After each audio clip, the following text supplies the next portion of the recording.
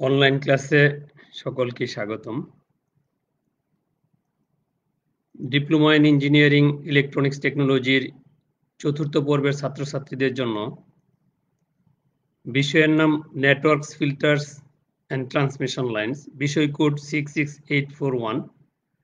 আজকে আমাদের নবম ক্লাস। পাঠ পরিকল্পনা উপস্থাপনায় আমি Mohammad Kamruzzaman, instructor take electronics, Mymensingh polytechnic institute, Mymensingh. আজকে আমরা পড়ব অধ্যায় 6, ফিল্টার এর বৈশিষ্ট্য। এই অধ্যায়ে আছে 6.1 আছে রেজোনেন্স সার্কিট এর সংজ্ঞা, 6.2 রেজোনেন্স সার্কিটের প্রকারভেদ, 6.3 তে আছে সিরিজ এবং প্যারালাল রেজোনেন্স সার্কিটের ব্যাখ্যা, 6.4 ইলেকট্রনিক ফিল্টারের সংজ্ঞা, 6.5 ফিল্টারের প্রকারভেদ, 6.6 low pass, high pass, band pass এবং ব্যান্ড স্টপ ফিল্টারের সাধারণ ধর্ম, 6.7 low pass, high pass, band pass এবং ব্যান্ড স্টপ ফিল্টারের প্রয়োগ উল্লেখকরণ, 6.8 আছে সিমেট্রিক্যাল ব্যালেন্সড এবং আনব্যালেন্সড ট্রি এবং পাই সেকশন হিসাবে লো পাস ফিল্টার উপস্থাপন,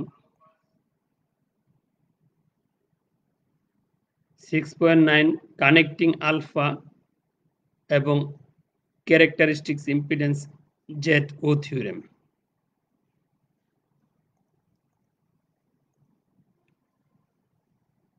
রেজোনেন্স সার্কিটের সংজ্ঞা 6.1 রেজোনেন্স সার্কিট। রেজোনেন্স সার্কিট হচ্ছে যে কমপক্ষে একটি ইন্ডাক্টর এবং একটি ক্যাপাসিটরের সমন্বয়ে গঠিত এসি সার্কিটের বিশেষ অবস্থাকে রেজোনেন্স বলে। আমি আবার বলতেছি যে কমপক্ষে একটি ইন্ডাক্টর এবং একটি ক্যাপাসিটরের সমন্বয়ে গঠিত এসি সার্কিটের বিশেষ অবস্থাকে রেজোনেন্স বলে। এই বিশেষ অবস্থায় সার্কিটের কারেন্ট এবং ভোল্টেজ ইন ফেজে থাকে। এই বিশেষ অবস্থায় সার্কিটের কারেন্ট এবং ভোল্টেজ ইন ফেজে থাকে এবং সার্কিটের কারেন্ট বা ভোল্টেজ সর্বোচ্চ সীমায় পৌঁছে। যেমন সিরিজ সার্কিটে যখন রেজোনেন্স সংঘটিত হয় তখন কারেন্ট উচ্চ সীমায় পৌঁছে, তবে প্যারালাল সার্কিটে যখন রেজোনেন্স সংঘটিত হয় তখন ভোল্টেজ সর্বোচ্চ সীমায় পৌঁছে। এই দুইটা কি হচ্ছে যে সিরিজ সার্কিটের ক্ষেত্রে কারেন্ট সর্বোচ্চ সীমায় পৌঁছবে এবং প্যারালাল সার্কিটের ক্ষেত্রে ভোল্টেজ সর্বোচ্চ সীমায় পৌঁছবে। যেহেতু সার্কিটের রেজোনেন্স অবস্থায় ভোল্টেজ এবং কারেন্ট ইন ফেজে থাকে, ইন ফেজ মানে একই ফেজে থাকে, সেহেতু সার্কিটটি বিশুদ্ধ রেজিস্টিভ হয়। রেজোনেন্স অবস্থায় সার্কিটের পাওয়ার ফ্যাক্টরও একক হয়। রেজোনেন্স অবস্থায় সার্কিটের ইম্পিডেন্স বা ইম্পিডেন্স জেড বা অ্যাডমিনেন্স ওয়াই এর কাল্পনিক উপাংশ শূন্য হয়। উদাহরণস্বরূপ আমরা ধরে নিতে পারি যে যদি যদি জেড সমান সমান আর প্লাস জে এক্স এবং ওয়াই সমান সমান জি প্লাস জে ভি হয়, তাহলে রেজোনেন্স অবস্থায় এক্স সমান সমান 0 হবে এবং বি সমান সমান 0 হবে। তাহলে এখানে যদি আমরা এক্স এর মান 0 বসাই তাহলে জেড সমান সমান আর হয়ে যাবে এবং এখানে যদি বির মান 0 বসাই তাহলে অ্যাডমিটেন্স ওয়াই সমান সমান জি হয়ে যাবে। অর্থাৎ ক্ষতে আছে আবার রেজোনেন্স অবস্থায় সার্কিটের ইম্পিডেন্স এবং অ্যাডমিটেন্স কোণ শূন্য হয় যদি ইম্পিডেন্স সমান সমান জেড সাই হয়, অ্যাঙ্গেল সাই, এবং অ্যাডমিটেন্স ওয়াই অ্যাঙ্গেল থিটা হবে।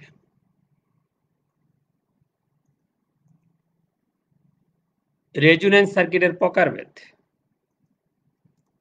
এসি সিরিজ সার্কিটে যখন ইন্ডাকটিভ রিঅ্যাকট্যান্স, যাকে এক্সএল দ্বারা প্রকাশ করা হয়, ইন্ডাকটিভ রিঅ্যাকট্যান্স আমরা এটা আগেও জানি যে ইন্ডাকটিভ রিঅ্যাকট্যান্স মানে এক্সএল, এবং ক্যাপাসিটিভ রিঅ্যাকট্যান্স এক্সসি যখন সমান হয় তখন উক্ত সার্কিটটিকে রেজোনেন্স সার্কিট বলে। অর্থাৎ রেজোনেন্স অবস্থায় ইন্ডাকটিভ রিঅ্যাকট্যান্স এক্সএল সমান সমান হবে ক্যাপাসিটিভ রিঅ্যাকট্যান্স এক্সসি।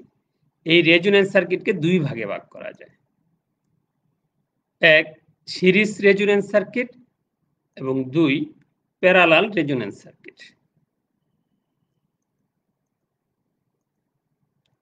6.3 সিরিজ এবং প্যারালাল রেজোনেন্স সার্কিটের ব্যাখ্যা। যেমন সিরিজ রেজোনেন্স সার্কিটের ব্যাখ্যা বলতেছে এসি সিরিজ সার্কিটে যখন ইন্ডাকটিভ রিঅ্যাকট্যান্স এক্সএল এবং ক্যাপাসিটিভ রিঅ্যাকট্যান্স এক্সি সমান হয় তখন সার্কিটের ওই অবস্থাকে সিরিজ রেজোনেন্স বলে, আর উক্ত সার্কিটকে সিরিজ রেজোনেন্স সার্কিট বলে। আমি আবার বলতেছি যে এসি সিরিজ সার্কিটে যখন ইন্ডাকটিভ রিঅ্যাকট্যান্স এক্সএল এবং ক্যাপাসিটিভ রিঅ্যাকট্যান্স এক্সি সমান হয় তখন সার্কিটের ওই অবস্থাকে সিরিজ রেজোনেন্স বলে, ওই অবস্থাটাকে সিরিজ রেজোনেন্স বলে, আর উক্ত সার্কিটটাকে সিরিজ রেজোনেন্স সার্কিট বলে।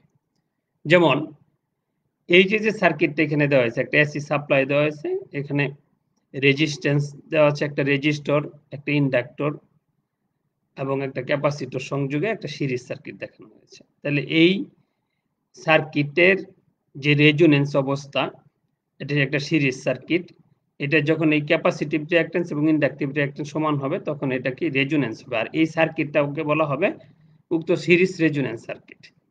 এই অবস্থায় আমরা যে সংজ্ঞাটা মানে আগে যে পড়ছি, এখানে একটা ভেক্টর ডায়াগ্রাম দেওয়া আছে, যে যখন এক্সএল এবং এক্সি সর্বোচ্চ সীমায় থাকে, যে কারেন্ট এক্সএল এক্সি ইন্ডাকটিভ রিঅ্যাকট্যান্স এবং ক্যাপাসিটিভ রিঅ্যাকট্যান্স থাকে, তখন রেজিস্টিভ যেটা আছে আর জেড সমান সমান আর সমান হয়, তখন ইন ফেজে থাকে। যদি ইন্ডাকটিভের ক্ষেত্রে কি 90 ডিগ্রি উলম্ব বরাবর থাকে, লিডিং এ থাকে এক্সএল, আর capacitance inductive capacitive reactance 90 degree lagging এ থাকে ইন ফেজের ভোল্টেজের চেয়ে। এটা সিরিজ রেজোনেন্স সার্কিট, আর এটা হচ্ছে সিরিজ রেজোনেন্স ভেক্টর ডায়াগ্রাম।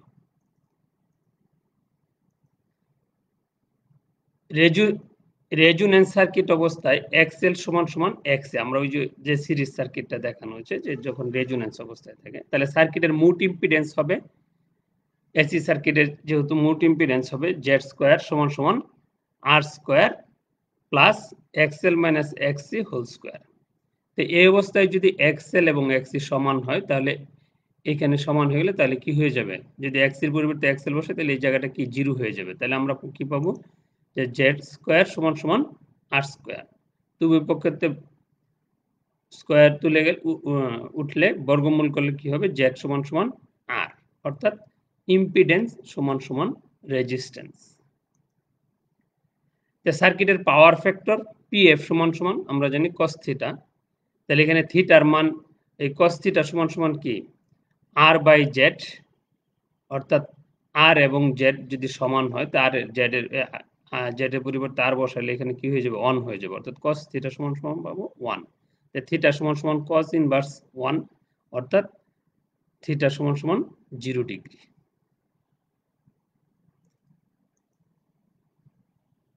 অর্থাৎ রেজোনেন্সের সময় সার্কিট এবং ভোল্টেজ এর মধ্যকার ফেজ কোণ 0 এবং পাওয়ার ফ্যাক্টর ইউনিটি, অর্থাৎ কস থিটার মান কি হচ্ছে 0 ডিগ্রি, তাহলে কস 0 ডিগ্রির মান হচ্ছে 1।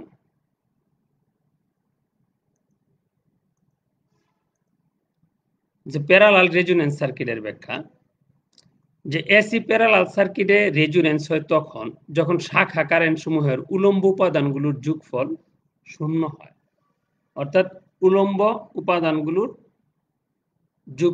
উলম্ব শাখা কারেন্ট সমূহের উলম্ব উপাদানগুলোর যোগফল 0 হয়। এখানে একটা এসি প্যারালাল সার্কিট দেখানো হয়েছে, আমরা দেখতে পাচ্ছি যে এসি একটা সাপ্লাই দিয়েছে, এখানে একটা রেজিস্ট্যান্সের সাথে প্যারালাল একটা ক্যাপাসিটর যোগ করা আছে সিরিজে, আর এখানে আছে রেজিস্টরের সাথে আরএল রেজিস্ট্যান্সের সাথে একটা ইন্ডাক্টর এল সংযোগ করা আছে সিরিজে, অর্থাৎ এটা ক্যাপাসিটর এই শাখাটার সাথে কি প্যারালাল। এই অবস্থায় রেজোনেন্স প্যারালাল সার্কিটের একটি শাখা রেজিস্ট্যান্স ও ইন্ডাক্টেন্স দ্বারা এবং অন্যটি রেজিস্ট্যান্স এবং ক্যাপাসিটেন্স দ্বারা গঠিত, যেটা এখানে দেখানো হয়েছে। এক্ষেত্রে সমীকরণটি প্রযোজ্য হবে না যদি না এবং সমান না হয়, অর্থাৎ প্রযোজ্য হবে না যদি এই দুইটা কি সমান না হয়। তাহলে এই ধরনের প্যারালাল সার্কিটের রেজোনেন্স সংঘটিত হবে তখনই যখন প্রথম শাখা কারেন্টের উলম্ব উপাদান, প্রথম শাখার কারেন্টের উলম্ব উপাদান দ্বিতীয় শাখার কারেন্টের উলম্ব উপাদানের সমান এবং বিপরীত হবে, উলম্ব এবং বিপরীত হবে। অর্থাৎ এখানে যে ভেক্টর ডায়াগ্রামটা দেখানো হয়েছে যে এই যে কারেন্টটা দেওয়া আছে যে এই শাখাতে যে কারেন্টটা যাবে এবং এই শাখাতে যে কারেন্টটা যাবে এটা কি হবে সমান এবং বিপরীত।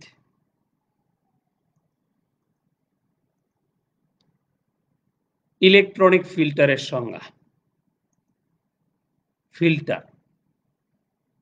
ফিল্টার কি জিনিস? যে কোনো নেটওয়ার্কে যদি কোনো সিগন্যালের নির্দিষ্ট সংখ্যক ফ্রিকোয়েন্সিকে বাধা প্রদান করে এবং অন্যান্য সকল ফ্রিকোয়েন্সিকে কোনো অপচয় ব্যতি রেখে সহজে গমন করতে দেয় তাকে ফিল্টার বলে। অর্থাৎ আমরা আগে যেটা ফিল্টার পড়ে আসছি, যেমন আমরা রেকটিফায়ারে ফিল্টার সার্কিট পড়ে আসছি, সেখানে বলতেছে যে যখন আমরা পালসেটিং ডিসি কে পিওর ডিসি তে রূপান্তর করতে যাব তখন এসি যত হারমোনিক্স আছে অর্থাৎ এসি জাতীয় যা আছে ওইটা কি করতে পাস করতে দিবে না, শুধু ডিসিটা যাবে। সেজন্য আমরা ফিল্টার সার্কিট পড়ে আসছি আগে। তো এই ফিল্টারটা হচ্ছে যে কোনো নেটওয়ার্কে যদি কোনো সিগন্যালের নির্দিষ্ট সংখ্যক ফ্রিকোয়েন্সিকে বাধা প্রদান করে, অর্থাৎ এটা আগে পড়েছি আমরা কি সিগন্যালের জন্য, এখন হলো ফ্রিকোয়েন্সির জন্য। তো বাধা প্রদান করে এবং অন্যান্য সকল ফ্রিকোয়েন্সি কোনো অপচয় ব্যতি রেখে সহজে গমন করতে দেয় তাকে ফিল্টার বলে। ফলে একটা ফিল্টারে কমপক্ষে একটা পাস ব্যান্ড থাকে এবং এই ব্যান্ডে সিগন্যাল অতি সহজে আউটপুটে গমন করতে পারে। পাস ব্যান্ড মানে গমন করার রাস্তা আর কি, যেটা গমন করতে পারে। একইভাবে একটা ফিল্টারে কমপক্ষে একটা এটুনিয়েশন ব্যান্ড থাকে এবং এই ব্যান্ডে সিগন্যাল আউটপুটে গমন করতে পারে না। অর্থাৎ এখানে কি বলতেছে যে পাস ব্যান্ড যেটা কি করে ফিল্টার ফ্রিকোয়েন্সিকে গমন করতে দেয় আউটপুটে, আর যে এটুনিয়েশন ব্যান্ড কি করে ফ্রিকোয়েন্সিকে আউটপুটে গমন করতে দেয় না। যে ফ্রিকোয়েন্সি পাস ব্যান্ডকে এটুনিয়েশন ব্যান্ড হতে অথবা এটুনিয়েশন ব্যান্ডকে পাস ব্যান্ড হতে পৃথক করে তাকে কাট অফ ফ্রিকোয়েন্সি বলে। তাহলে এখানে কিন্তু তিনটা সংজ্ঞা পাচ্ছি আমরা ফিল্টারের মধ্যে, মানে চারটা, যে ফিল্টারটা কাকে বলে, এখানে পাচ্ছি পাস ব্যান্ড কাকে বলে, এটুনিয়েশন ব্যান্ড কাকে বলে এবং কাট অফ ফ্রিকোয়েন্সি কাকে বলে। এই সংজ্ঞাটার মধ্যে এই ফিল্টারের মধ্যে চারটা জিনিস জড়িত আছে, তোমরা সবাই বুঝতে পারছো অবশ্য। তাহলে এইখানে দেখো যে একটা ফিল্টার সার্কিট একটা ব্লকের মাধ্যমে দেখা যায়, এটা ফিল্টার সার্কিট গুলো ব্লক ডায়াগ্রাম। যে এ ফিল্টার এটার মধ্যে কি এই চিহ্নটা কি পাস হচ্ছে ফ্রিকোয়েন্সি আউটপুটে যাবে। এখানে আছে লো পাস মানে কি, এই যে নিচে তিনটা ব্যান্ড দেওয়া আছে, এখানে নিচেরটাতে যে লো পাস ফিল্টার যাচ্ছে এই দিক দিয়ে ফ্রিকোয়েন্সি যাবে। এটা হাই পাস, যেমন উপরেরটাতে ফ্রিকোয়েন্সি গমন করবে। যেমন ব্যান্ড পাস মিডিলেরটা দিয়ে ফ্রিকোয়েন্সি যাবে। যেমন এখানে আছে কি ব্যান্ড স্টপ, দুইটা দিয়ে যাচ্ছে, যে মাঝখানেরটা ক্রস করে দেওয়া আছে, দুই যাচ্ছে। আর ইন্টারফারেন্স ফিল্টার অর্থাৎ কোনোটাই যাচ্ছে না। এটা একটা ব্লক ডায়াগ্রামের মধ্যে সাধারণত দেখানো হয়েছে, তোমরা দেখে নেবা। তারপর হচ্ছে ফিল্টারের প্রকারভেদ। বলতেছে যে বহিস্থ পাওয়ার সোর্সের ভিত্তিতে ফিল্টার দুই প্রকার, যথা অ্যাক্টিভ ফিল্টার এবং প্যাসিভ ফিল্টার। পাওয়ার সোর্স অর্থাৎ আমরা যে ইকুইপমেন্ট গুলো ব্যবহার করি সেটা সার্কিটের মধ্যে সেইটার উপর ডিপেন্ড করে তার বহিস্থ সোর্স দুই ধরনের ফিল্টার, একটা হচ্ছে অ্যাক্টিভ ফিল্টার আর একটা হচ্ছে প্যাসিভ ফিল্টার। তো ফিল্টারের মধ্যে দিয়ে গ্রহণকৃত ফ্রিকোয়েন্সি এবং বাধা প্রদান করার ক্ষমতা অনুযায়ী ফিল্টারকে চার ভাগে ভাগ করা যায়। আমরা আগে যেটা বললাম, low pass filter, high pass filter, band pass filter, band stop filter. ফিল্টারের কার্যভেদে ফিল্টারকে আবার নিম্নরূপে ভাগ করা যায়। একটা হলো balanced filter, unbalanced filter, constant k section filter, section filter, M derived filter, crystal filter, lattice filter. তাহলে এখানে কি বলছে ফিল্টারের প্রকারভেদ, যে বহিস্থ পাওয়ার সোর্সের ভিত্তিতে ফিল্টার দুই প্রকার, যথা অ্যাক্টিভ ফিল্টার, প্যাসিভ ফিল্টার। ফিল্টারের মধ্য দিয়ে গ্রহণকৃত ফ্রিকোয়েন্সি এবং বাধা প্রদান করার ক্ষমতা অনুযায়ী ফিল্টারকে আবার চার ভাগে ভাগ করা যায়: low pass filter, high pass filter, band pass filter, band stop filter. ফিল্টারের কার্যভেদে ফিল্টারকে নিম্নরূপে ভাগ করা হয়ে থাকে: balanced filter, unbalanced filter, constant k section filter, M derived filter, crystal filter, lattice filter. Active filter, active filter আমরা গত ক্লাসে পড়েছিলাম, অধ্যায় 5 এর মধ্যেও আছে, যে অ্যাক্টিভ ফিল্টার অ্যাক্টিভ উপাদান এবং প্যাসিভ উপাদান বিদ্যমান, এতে এটুনিয়েশন বেশি পাওয়া যায়। অ্যাক্টিভ উপাদান হলো ট্রানজিস্টর, এমপ্লিফায়ার ইত্যাদি, এবং প্যাসিভ উপাদান হলো রেজিস্টর, ইন্ডাকটেন্স এবং ক্যাপাসিটেন্স। রেজিস্ট্যান্স, ইন্ডাকটেন্স এবং ক্যাপাসিটেন্স। অ্যাক্টিভ ফিল্টারে বায়াসিং ভোল্টেজ প্রয়োগ করতে হয়। অ্যাক্টিভ ফিল্টারে পারফরম্যান্স ভালো, অপেক্ষাকৃত উচ্চ ফ্রিকোয়েন্সিতে ভালো কাজ করে। অ্যাক্টিভ ফিল্টারের বৈশিষ্ট্য কিন্তু হয়ে গেল। অর্থাৎ এই সংজ্ঞা থেকে অ্যাক্টিভ ফিল্টারে বায়াসিং ভোল্টেজ প্রয়োগ করতে হয়, একটা বৈশিষ্ট্য। অ্যাক্টিভ ফিল্টারে পারফরম্যান্স ভালো হয়, 2 নম্বর বৈশিষ্ট্য। 3 নম্বর অপেক্ষাকৃত উচ্চ ফ্রিকোয়েন্সিতে ভালো কাজ করে। 3টা বৈশিষ্ট্য কিন্তু পেয়ে গেলাম আমরা এখানে। আর এটা আমরা কিন্তু গত ক্লাসেও ছিল যে অ্যাক্টিভ ফিল্টার যেমন এখানে কি আছে, যে অ্যাক্টিভ ফিল্টারের মধ্যে কি আছে, যেমন এই দুইটা ক্যাপাসিটর আছে, রেজিস্টর আছে, আমরা ইন্ডাক্টর ব্যবহার করতে পারি, এখানে একটা অপারেশন অ্যাম্প্লিফায়ার আছে, যেটা ট্রানজিস্টর যদি থাকতো তাহলে হইতো। তাহলে এগুলোর সমন্বয়ে যে ফিল্টার গঠিত এটা হচ্ছে অ্যাক্টিভ ফিল্টার। আর প্যাসিভ ফিল্টার শুধুমাত্র প্যাসিভ উপাদান দিয়ে তৈরি। এই ধরনের ফিল্টার উপাদানগুলো হলো আরএলসি, অর্থাৎ রেজিস্ট্যান্স, ইন্ডাকট্যান্স এবং ক্যাপাসিট্যান্স। এই ধরনের ফিল্টারের এটুনিয়েশন কম হয়। এই ধরনের ফিল্টারের এটুনিয়েশন কম হয়। প্যাসিভ ফিল্টারে কোনো বায়াসিং এর প্রয়োজন হয় না।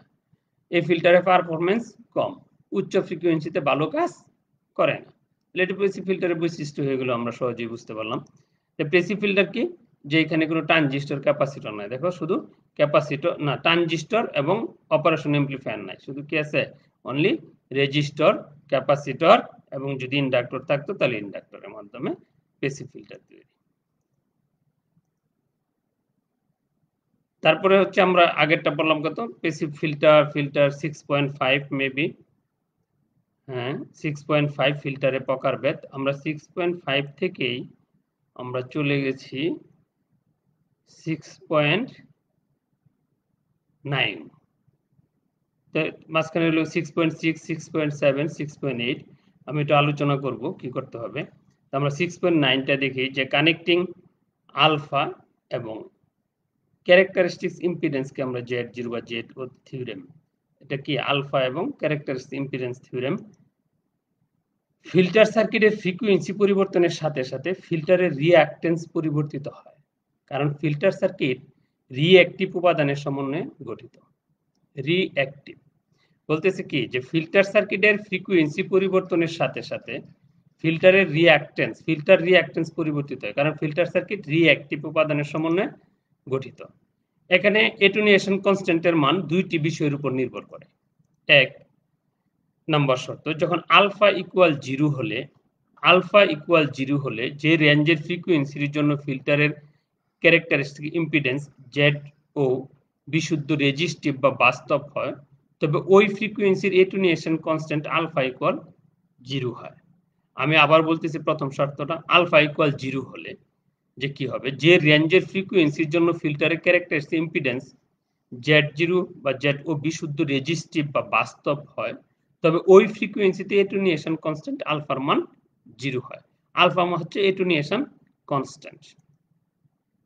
2 নম্বর শর্ত হচ্ছে যে আলফা ইজ গ্রেটার দেন 0, অর্থাৎ এটুনিয়েশন কনস্ট্যান্টটা 0-র চাইতে বড় হলে যে রেঞ্জের ফ্রিকোয়েন্সির জন্য ফিল্টারের ক্যারেক্টারিস্টিক ইম্পিডেন্স Z0 বিশুদ্ধ রেজিস্টিভ বা বাস্তব হয়, তবে ওই ফ্রিকোয়েন্সিতে এটুনিয়েশন কনস্ট্যান্ট আলফা অপেক্ষা অধিক হবে। আলফা অপেক্ষা কি হবে, অধিক হবে, মানে আলফার মানটা 0-র চাইতে বেশি হবে।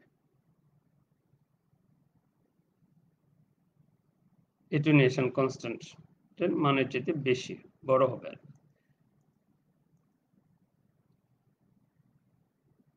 এখানে নিচে সেকশন নেটওয়ার্কের ফিল্টার অঙ্কন করা হলো, সেকশন নেটওয়ার্ক ফিল্টার অঙ্কন করা হলো। যেমন এই একটা, আমরা এটাকে একটা পাই সেকশন দেওয়া আছে, পাই সেকশন সার্কিট দেওয়া আছে, যেখানে 3টা ইম্পিডেন্স দেওয়া আছে R2, R1, R1। আমরা আগে এই সার্কিটগুলো পড়ে আসছি, যেমন টি তেও দেওয়া আছে R3/R4। তা আমরা আসলে কি ইম্পিডেন্স গুলো Z দ্বারা, এখানে শুধু R দেওয়া হয়েছে রেজিস্টিভের জন্য, তো আমরা তো আসলে পড়ে আসছি Z দ্বারা, তাহলে আমি এই জন্য নিচে ধরে নিছি, যে এখানে ধরি Z1 সমান সমান R2, অর্থাৎ এই R2টা হচ্ছে Z1। আমরা আগে পড়ে আসছি, আগে যেহেতু অঙ্কগুলো Z1 দ্বারা করা হয়েছে, এই জন্য আমি এখানে আবার তোমাদের সহজের জন্য Z1 দ্বারা করে দিছি, যদিও এখানে চিত্রটার মধ্যে 8 দ্বারা দেখানো হয়েছে। তাহলে Z1 সমান সমান আমরা R2 অথবা 2R3 ধরে নেই, অর্থাৎ 2R3 বলতে এখানে যে R3টা দেওয়া আছে, এখানে নরমালি আমরা আগে পড়ে আসছি Z1/2।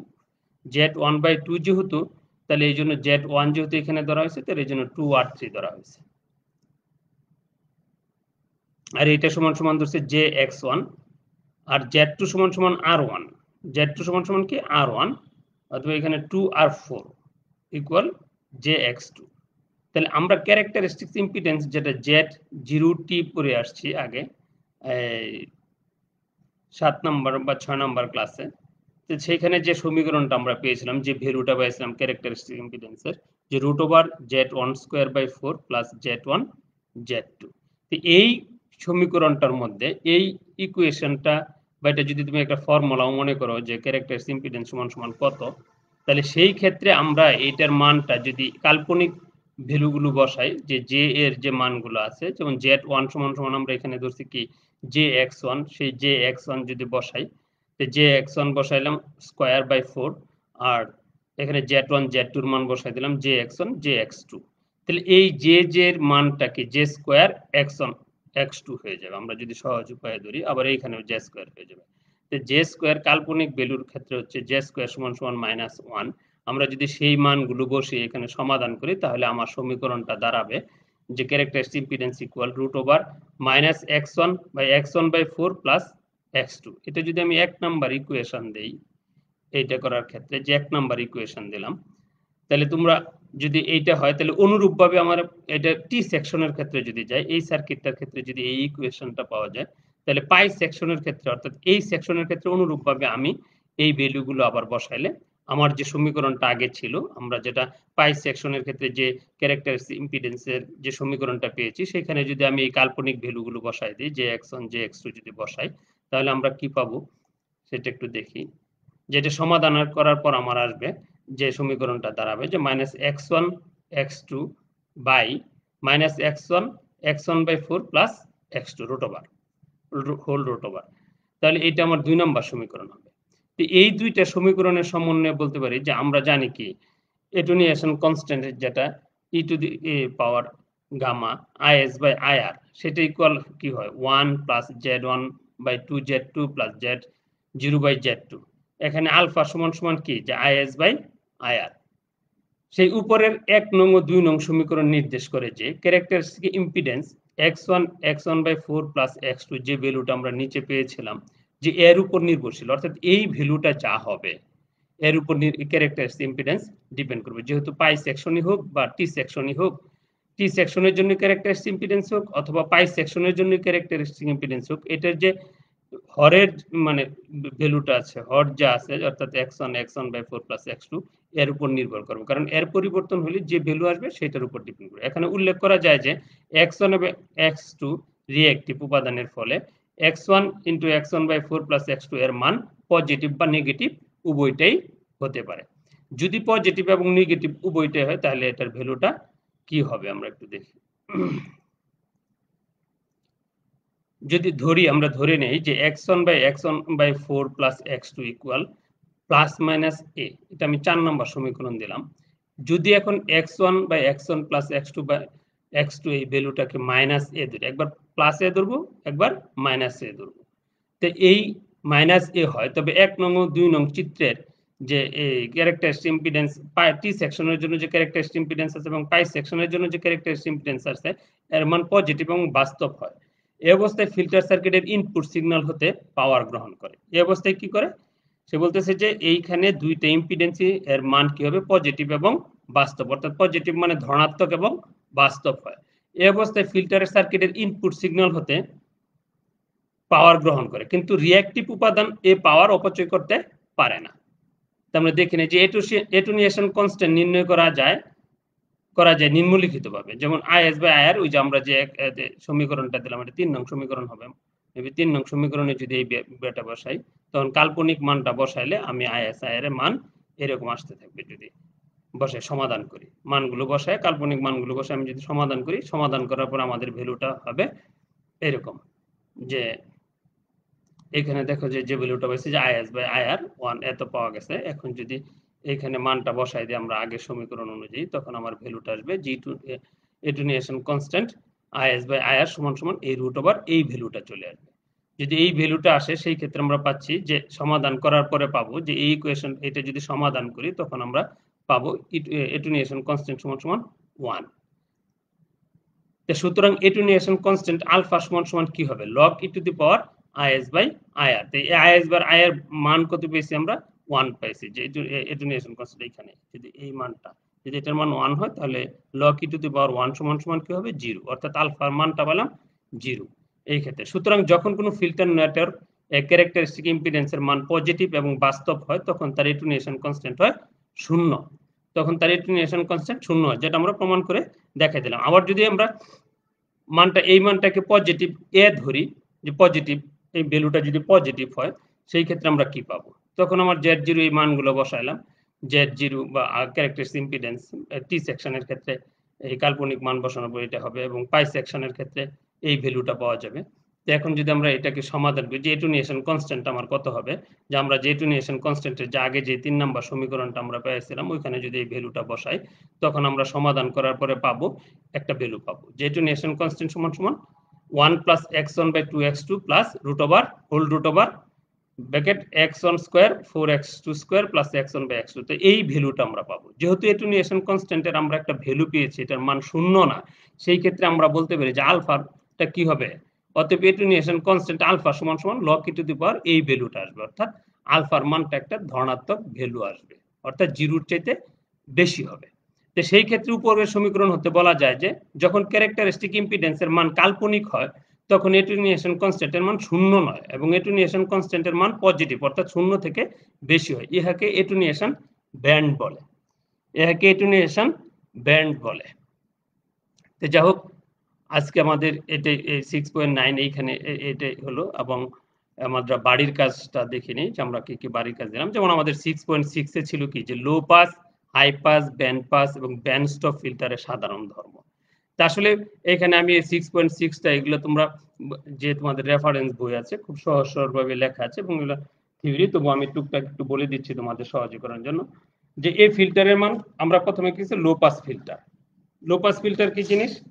যে বলতেছি এই ফিল্টারের মাধ্যমে শূন্য ফ্রিকোয়েন্সি হতে নিম্নমানের ফ্রিকোয়েন্সি আউটপুটে প্রেরণ করে এবং অন্যান্য সকল ফ্রিকোয়েন্সিকে বাধা প্রদান করে। অর্থাৎ লো পাস ফিল্টার হচ্ছে যে ফ্রিকোয়েন্সির মান শূন্যর চাইতে কম সেই ধরনের ফ্রিকোয়েন্সিকে এ আউটপুটে গমন করতে দেয় এবং এর উপরের শূন্যর চাইতে উপরে বা অন্যান্য ফ্রিকোয়েন্সি থেকে আউটপুটে গমন করতে দেয় না। এটা যেমন low pass filter. High pass filter ঠিক এটার বিপরীত, যে শূন্যের ঊর্ধ্বে বড় ভ্যালুগুলোকে দিতে হয়, শূন্যের নিচের ভ্যালুগুলোকে লো পাস ফিল্টারের যে ভ্যালুটা গমন করে তাকে যেতে দেয় না। আর ব্যান্ড পাস ফিল্টার হচ্ছে একটা নির্দিষ্ট মানের ফ্রিকোয়েন্সিকে যেতে দিবে আর অন্য অন্য ফ্রিকোয়েন্সিগুলো যেতে দিবে না। এবং ব্যান্ড স্টপ ফিল্টার হচ্ছে যে একটা নির্দিষ্ট মানের ফ্রিকোয়েন্সিকে বাধা দিবে এবং অন্য অন্য ফ্রিকোয়েন্সিগুলোকে যেতে দিবে না। তাহলে এটা সাধারণত সংজ্ঞা এবং কোথায় এটা সাধারণ ধর্ম কি এবং কোথায় এটা ব্যবহার করা হয় এটা তোমরা সহজেই পারবা। এই জন্য আমি এটা দেনে এবং এই কাজগুলো তোমরা কমপ্লিট করবে। High pass, low pass, high pass, band pass এবং ব্যান্ড স্টপ ফিল্টারের প্রয়োগ উল্লেখকরণ, অর্থাৎ এই ফ্রিকোয়েন্সিগুলো কোথায় ব্যবহার করা হয় সেটাও তোমরা লিখতে পারবে, যে সহজ। যেমন সিমেট্রিক্যাল ব্যালেন্সড এবং আনব্যালেন্সড ট্রি এবং পাই সেকশন হিসেবে লো পাস ফিল্টার স্থাপন। আমরা কিন্তু আগে চ্যাপ্টারগুলোতে সিমেট্রিক্যাল ব্যালেন্সড এবং আনব্যালেন্সড ট্রি, পাই, এল সেকশনের চিত্র সহ পড়ে আসছি। এখন শুধু লো পাস ফিল্টারের উপস্থাপন, অর্থাৎ লো পাস ফিল্টার আমরা পড়েছি যে জিরোর নিচে যে ফ্রিকোয়েন্সিগুলো আছে সেইগুলোকে যেতে দেয়। তো এটা সহজ, এই সহজ তিনটা জিনিস তোমরা পড়ে এটা লিখে বাড়ির কাজ আকারে তুমি তোমার সংশ্লিষ্ট টিচার, তুমি যে পলিটেকনিকে পড়ো ওই পলিটেকনিক এই সংশ্লিষ্ট সাবজেক্টের সংশ্লিষ্ট টিচারের কাছে জমা দিবা। তাহলেই তোমাদেরকে এটাকে ক্লাস টেস্ট, কুইজ টেস্টের মার্ক হিসেবে তারা ধরতে পারে বা ধারাবাহিক সেশনাল মার্ক হিসেবে তোমাদেরকে সহযোগিতা করে মার্কের মাধ্যমে। তো আজকে আমাদের তারপরে হচ্ছে যে যদি কোনো প্রশ্ন থাকে তাহলে যদি এই আজকে যা পড়ানো হলো এটার উপর যদি কোনো প্রশ্ন থাকে তাহলে আগামী ক্লাসে আমাদের প্রশ্নগুলোর উত্তর দেওয়ার চেষ্টা করব, তোমরা দিবা। তার এই ক্লাসটা রেকর্ডিং অবস্থায় থাকবে, তোমরা যখনই ইচ্ছা তখনই এই ক্লাসটা দেখতে পারো। যে www.skills.gov.bd.com থেকে তোমরা যে কোনো সময় সংরক্ষণ করতে পারবা বা ওইখান থেকে দেখতে পারবা যতবার ইচ্ছা ততবার। আগামী ক্লাস আলোচনা হবে বিশেষ ধরনের ফিল্টারের বৈশিষ্ট্য, অধ্যায় 7, কাট অফ ফ্রিকোয়েন্সি এবং কনস্ট্যান্ট ক্যাশ সেকশন ফিল্টার নেটওয়ার্কের ব্যবহার, টি এবং পাই, লো পাস এবং হাই পাস ফিল্টার রিঅ্যাক্টেন্স ফ্রিকোয়েন্সির বৈশিষ্ট্য উল্লেখকরণ, এটুনিয়েশন বনাম ফ্রিকোয়েন্সি, ফেজ শিফট বনাম ফ্রিকোয়েন্সি, ক্যারেক্টারিস্টিক ইম্পিডেন্স বনাম ফ্রিকোয়েন্সি কার্ভ, টি এবং পাই সেকশনের লো এবং হাই পাস ফিল্টারের বৈশিষ্ট্য উল্লেখকরণ, এম ডিরাইভড ফিল্টার্স, ক্রিস্টাল ফিল্টারের ক্রিয়া পদ্ধতি ব্যাখ্যা, ইম্পিডেন্স ম্যাচিং ফিল্টারের বর্ণনা, অ্যাক্টিভ ফিল্টার ও প্যাসিভ ফিল্টারের মধ্যে পার্থক্য। আমরা আগামী ক্লাসে এই 1 থেকে 7.8 পর্যন্ত আলোচনা করবো ইনশাআল্লাহ। তোমরা আগামী ক্লাসে এই অধ্যায় 7টা একটু দেখে আসবে। দেখে আসলে কি হয়, পূর্বের ক্লাসটা মানে যে ক্লাসটা হবে ওই ক্লাসটা সম্বন্ধে একটু ধারণা পাওয়া যায়, বুঝতে সহজ হয়। তো আমরা আশা করব যে আগামী ক্লাসটা দেখে আসবে। আজকে এই পর্যন্তই। ধন্যবাদ সবাইকে। আল্লাহ হাফেজ। আবার দেখা হবে আগামী বুধবার ঠিক এই সময়েই।